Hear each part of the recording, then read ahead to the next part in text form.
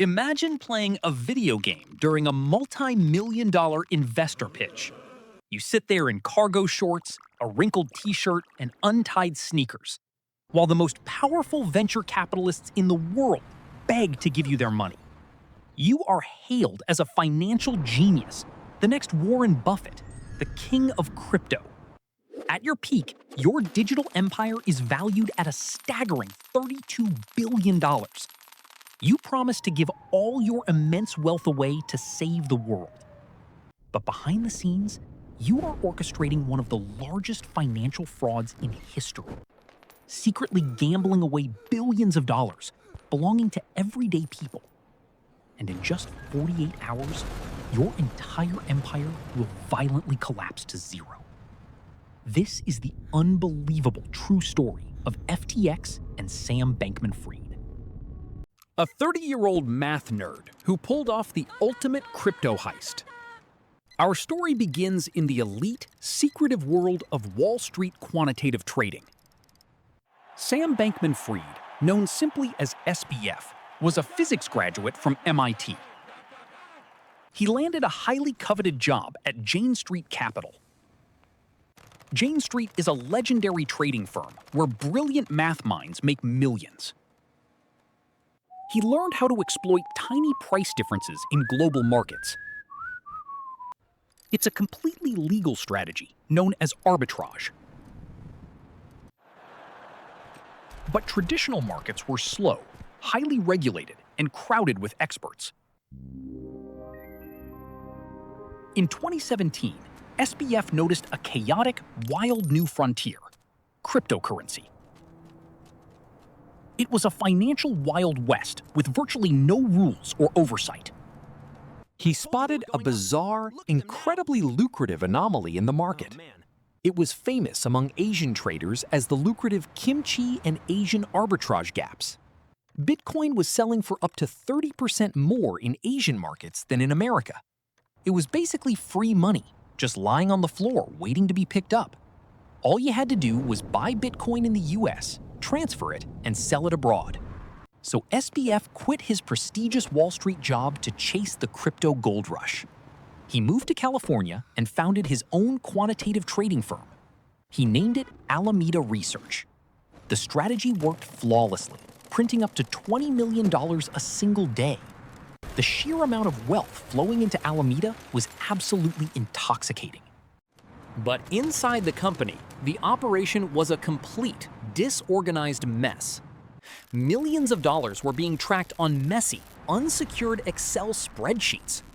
They were a group of kids in their 20s managing a massive fortune. They frequently lost track of funds, made bad trades, and risked everything.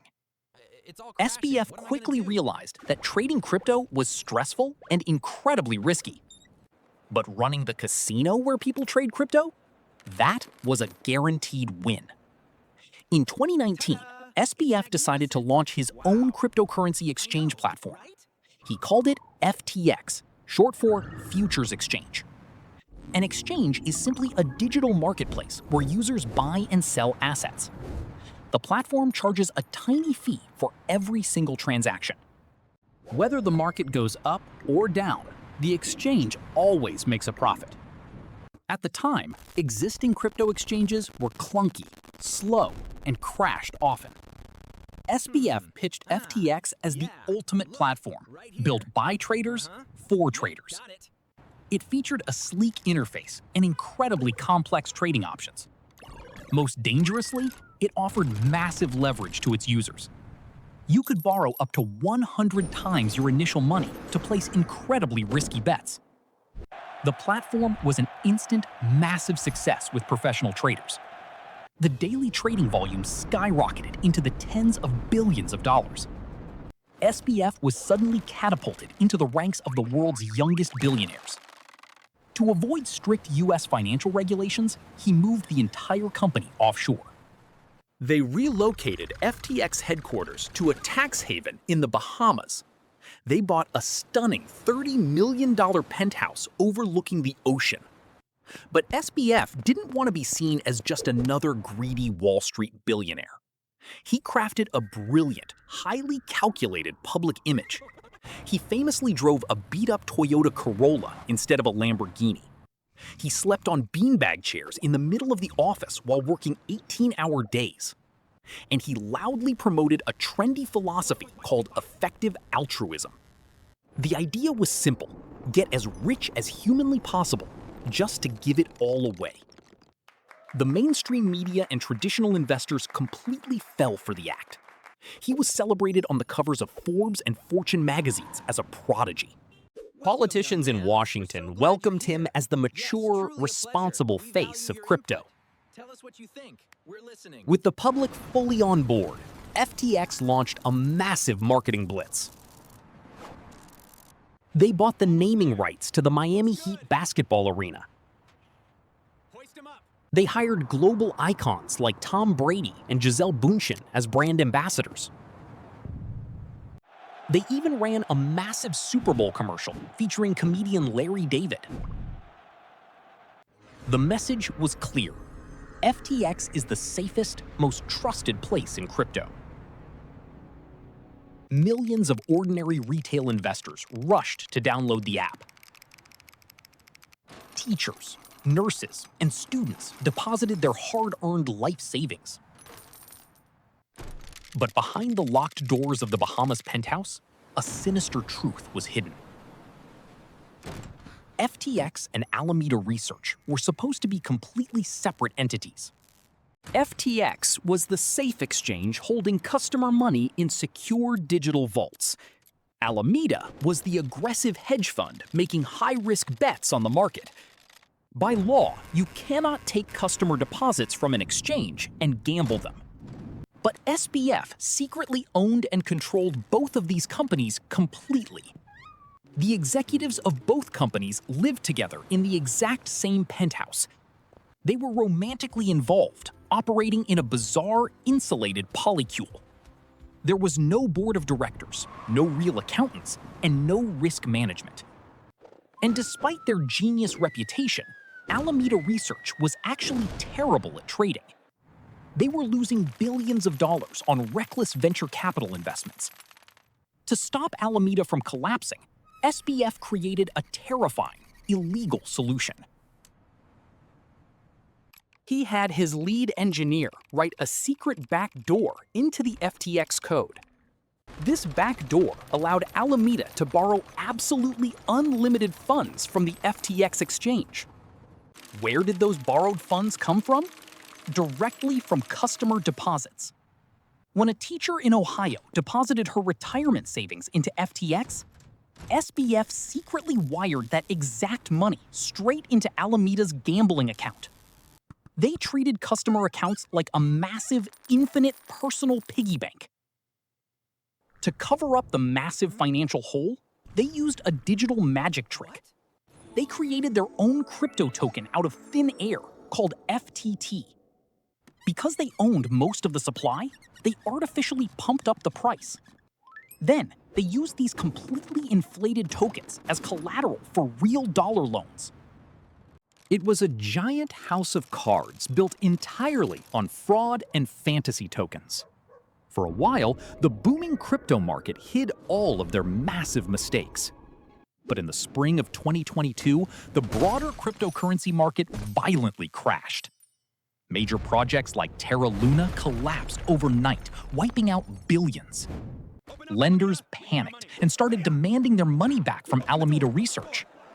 Alameda didn't have the cash to pay them back. They had lost it all. So SBF quietly stole even more billions from FTX customers to cover the debts. He arrogantly thought he could just trade his way out of the massive hole. But the ticking time bomb was finally exposed in November 2022. A crypto news site called CoinDesk got their hands on a highly classified document.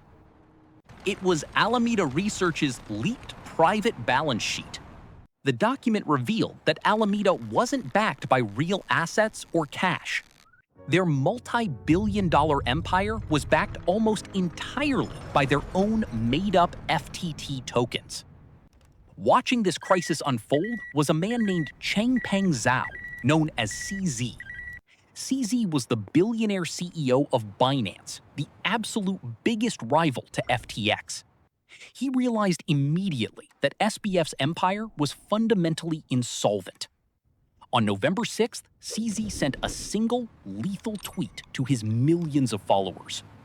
He announced that Binance would be selling all of its FTT tokens due to recent revelations.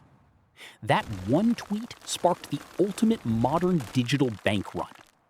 Terrified FTX customers rushed to their phones to withdraw their money. In a single day, users demanded over $5 billion in massive withdrawals. But the digital vault was completely empty. The money was already gone. The system froze, and all customer withdrawals were completely halted. Inside the Bahamas penthouse, it was pure, unadulterated panic and chaos. SBF frantically called billionaires and rival exchanges, begging for a financial bailout. But everyone who looked closely at the financial books ran away in absolute horror. There was an $8 billion black hole where customer money used to be. Realizing it was over, on November 11th, FTX officially filed for bankruptcy. The golden boy of crypto resigned in total disgrace and humiliation. The bankruptcy court brought in a man named John J. Ray to clean up the mess. This is the exact same lawyer who managed the infamous Enron bankruptcy in 2001. Even with his vast experience, he was completely shocked by what he found inside FTX. He stated it was the worst failure of corporate controls he had ever seen in his entire career. There was no list of bank accounts and no proper records of who even worked there. Executive expenses and luxury homes were approved with simple emojis on a group chat. And just hours after the official bankruptcy filing, the situation got even worse. Mystery hackers breached FTX systems and drained another $400 million. The fallout across the globe was absolutely devastating. Over 1 million ordinary people lost access to their life savings in an instant.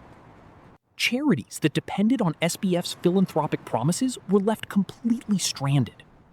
The entire cryptocurrency industry suffered a massive, crippling blow to its public reputation.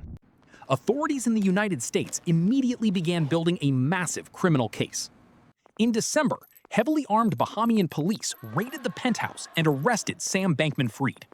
He was extradited back to the US in handcuffs, trading his cargo shorts for a prison uniform. One by one, his closest friends and top executives realized the game was over. His former girlfriend and CEO of Alameda testified against him to avoid a long jail sentence. During the high-profile trial, the full extent of his lies was laid bare for the jury. The jury deliberated for only a few short hours before returning a verdict. They found him guilty on all 7 counts of wire fraud and conspiracy. The judge sentenced the former young billionaire to 25 years in federal prison. The media darling was officially branded as one of history's worst financial criminals. The story of FTX is much more than just a massive financial scam. It is a terrifying masterclass in the psychology of blind trust and greed. Investors ignored giant, glaring red flags because SBF looked like the stereotypical tech genius. He weaponized the noble concept of charity to completely shield himself from criticism. Elite venture capitalists abandoned all due diligence because they were terrified of missing out. They blindly threw billions of dollars at a company that didn't even have a functioning accounting department. It proves that in the modern financial world, a carefully crafted image is a very dangerous weapon. When the hype is loud enough, even the smartest people in the room will stop asking questions. In a wild twist of irony, bankruptcy lawyers eventually recovered the lost funds, but for SBF, his 25-year sentence remains. Let me know in the comments, do you think cryptocurrency can ever be fully trusted again? Or is the entire system just waiting for the next Sam Bankman-Fried to arrive? In the world of finance, If an investment sounds too good to be true, it usually is. The crypto arbitrage was real, but the empire built on top of it was a complete illusion. As SBF sits in a federal prison cell, the world has learned a harsh lesson about digital promises. The Wild West of crypto may never look the same after the fall of the king. Hit that subscribe button for more epic business breakdowns and true financial crime stories. Thank you so much for watching, and I will see you in the next video. Stay smart, do your own research, and always protect your assets.